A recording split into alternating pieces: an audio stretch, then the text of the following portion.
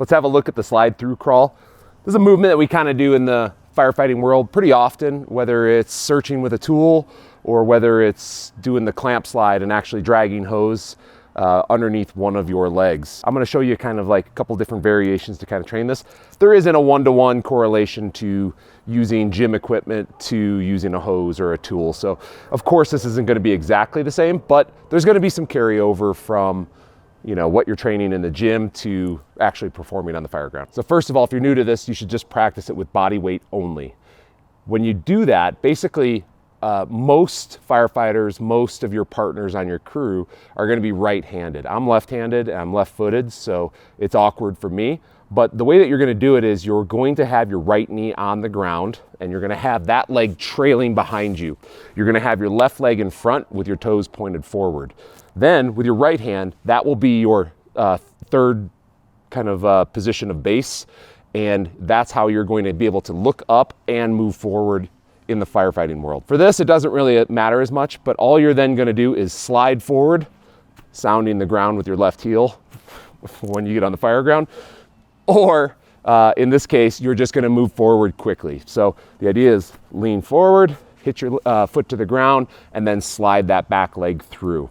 Then you kind of reset and perform that again and again. When I search with a tool, like a Halligan specifically, I keep it in my right hand as that kind of position of base, giving me 3 points of contact with the ground. When I do this in the gym world, I can just use a dumbbell or other piece of equipment that works for you in that case. Keep it light, probably like 10 or 15 pounds only, unless you're really trying to challenge moving that dumbbell. Then your second option is if you're going to be practicing the clamp slide version of this movement, you can use a sandbag. And I like to keep it right around that like 40 to 60 pound sandbag weight because that mimics the weight and the resistance of a hose pretty well, whether you're using 1 3/4 or whether you're using 2.5. So in this case, I'm going to demonstrate using a 40-pound bag, and you can move it all the way up to 60 pounds or maybe even heavier, but generally kind of in that range. The slide through crawl is something that you can practice both in the gym and on the fire ground.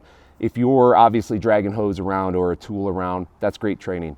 But if this is something that you're trying to become proficient at and practice, maybe when you're not doing firefighting training, then inside the gym is a great time to practice this. And the way that I would incorporate it into a workout is if you're just doing the search element where you've got either body weight only or a weight in your right hand, well, then you can do it for distance, maybe 50 yards down, 50 yards back.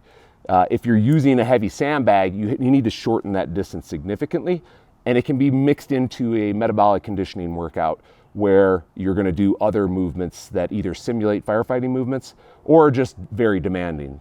For example, burpees and thrusters, something like that. If you like this video, make sure you click like and subscribe below. It really does help us out. And we'll see you on the fire ground and in the gym.